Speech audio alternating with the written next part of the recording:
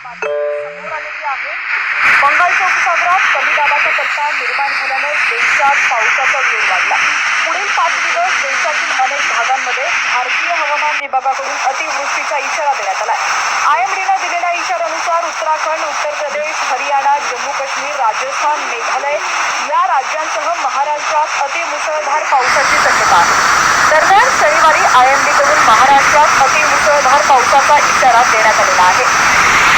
राज्यात दडी मारून बसलेल्या पावसाचा गेल्या काही दिवसांपासून जोर वाढलेला आहे।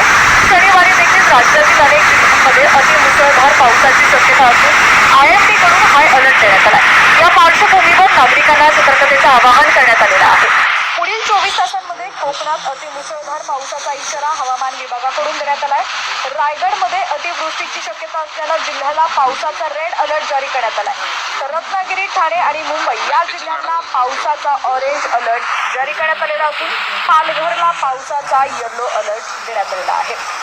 बातमी आपण